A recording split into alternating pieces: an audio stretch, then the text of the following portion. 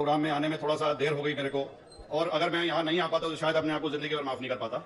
आगरा की सरजमी पर आके आपने ये जो रोशनाई जगाई है, ये वाकई में हम तो उस अल्लाह ताला से दुआ करेंगे,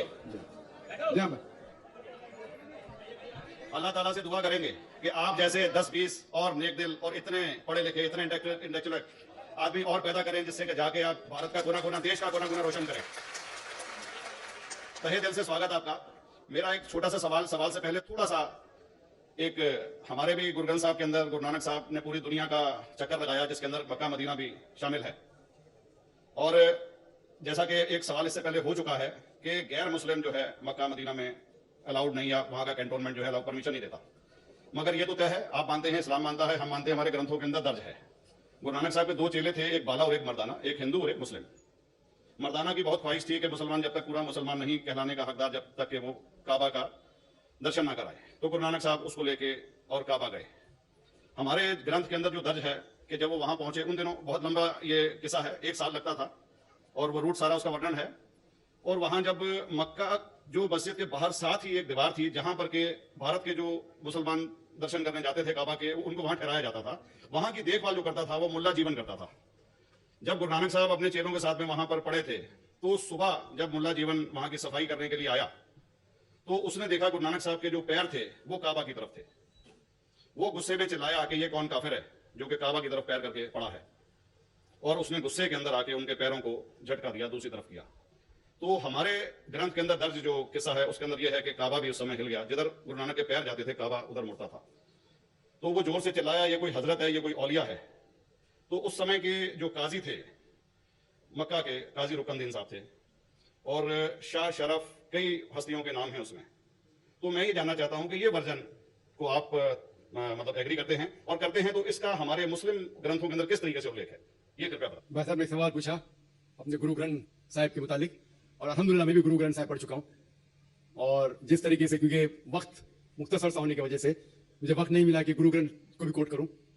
आपका सवाल का जवाब देने के पहले मैं आपसे बताना चाहूंगा कि इवन गुरु ग्रंथ की किताब पढ़ेंगे आप, ग्रंथ जिसे आदि ग्रंथ कहते हैं, और कोई सिख से पूछेंगे कि खुदा का तसव्वुर क्या है, सबसे बेहतरीन जवाब कोई सिख दे सकेगा, वो आपको कोट करेंगे जापूजी, जो गुरु ग्रंथ साहिब आदि ग्रंथ के सबसे पहले चैप्टर है, सबसे पहला श्लोक, जिसके कहते हैं जापूजी।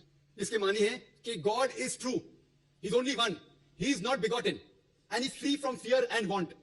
क्योंकि मैं अंग्रेजी में पढ़ा हूं, इसलिए मैं अंग्रेजी में उसे कह रहा हूं कि खुदा एक ही है, वो हक है, और वो ना किसी को जना है ना किसी को जनेगा, और वो इमॉर्टल है, ना कभी मर सकता है। और इसको सिखिज्म में जो खुदा को कहते हैं Omkara, in manifest form he is Omkara, and unmanifest form he is एक ओमकारा। और कई इसके एट्रीब्यूट्स है, मिसाल के तौर पे परवरदिगार, अकल, और उसे रहीम कहा गया है, वाहि गुरु एज वन गॉड कहा गया है, और strictly against idol worship and अवतार वदा। भाई साहब का सवाल था कि उन्होंने ग्रंथ में पढ़ा कि गुरु नानक साहब मक्का के, और उनका पैर काबा की तरफ था, और कोई मौलवी ने पैर को हिलाया और काबा हिल गया। क्योंकि ये जो साइंस टेक्नोलॉजी है, अगर कोई चीज जो किताब हजारों साल पहले लिखी गई है, 10,000 साल या 4,000 साल, तो शायद उसके बारे में हिस्टोरिकल रिकॉर्ड मिलना मुश्किल है। हालांकि इवन जीसस क्राइस्ट के बारे में 2000 साल हिस्टोरिकल रिकॉर्ड है, क्योंकि सिखिज्म जो एक एकदम नया मजहब है, जितने मजाहिब के मुकाबले हिंदुस्तान में नया है, कुछ सैकड़ों साल पहले 15th सेंचुरी में, toward the end of the 15th century, Guru Nanak साहब जो पंजाब के थे, ये मजहब तो कायम हुआ हार्डली 400-500 400-500 साल।